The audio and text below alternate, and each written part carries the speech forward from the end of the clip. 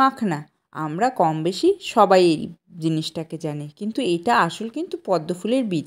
হ্যাঁ, আমিও সবেই নতুন শুনেছি। যাই হোক, এটা কিন্তু খাওয়া ভীষণই উপযোগী। সেই কারণে আমি বাড়িতে মাখনা নিয়ে আসলে এরকম কড়াইয়ের মধ্যে বেশ খানিকটা ঘি দিয়ে তার মধ্যে সমস্ত মাখনাগুলোকে দিয়ে কিন্তু আমি এটাকে রোস্ট করে নিই। কারণ এটা যদি নর্মাল খেতে যাই তাহলে কিন্তু একদমই খাওয়া যাবে না, দাঁতের মধ্যে সব আটকে যাবে। আর যদি এটা ঘিয়ের মধ্যে রোস্ট করে নিই তাহলে কিন্তু বেশ ক্রাঞ্চি হয়ে যায়, আর খেতেও কিন্তু ভীষণ ভালো লাগে। আমার তো ভীষণ ভালো লাগে।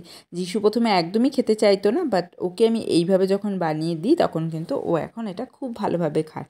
তো এইভাবে ঘিয়ের মধ্যে আমি এটাকে ফ্রাই করে নেব। তোমরা চাইলে ঘিয়ের মধ্যে সামান্য পরিমাণ মশলা দিয়ে দিতে পারো। মশলা বলতে একটু চাট মশলা আর বিট নুন, তার বেশি কিন্তু আর এটাতে কিচ্ছু লাগে না। তো এখানে আমি জাস্ট গ্যাসটা বন্ধ করে জাস্ট একটু ব্ল্যাক সল্ট দিয়ে দিয়েছিলাম, বিট নুন যেটাকে বলে সেটা দিয়ে দিয়েছিলাম। আর আমি চাট মশলা দিচ্ছি না, কারণ চাট মশলাটা দেওয়া অনেক দিন থাকলে পরে কিন্তু ন্যাতা হয়ে যায়।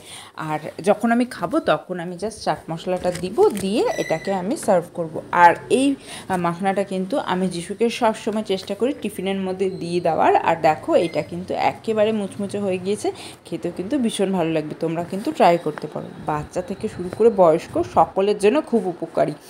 আর এইটাকে এরকমভাবে একটা এয়ারটাইট কন্টেনারের মধ্যে রেখে দিতে হবে। এটা কিন্তু হাঁটুর ব্যথা বা বিভিন্ন ধরনের হাড়ের সমস্যা থেকেও কিন্তু মুক্তি দেয়।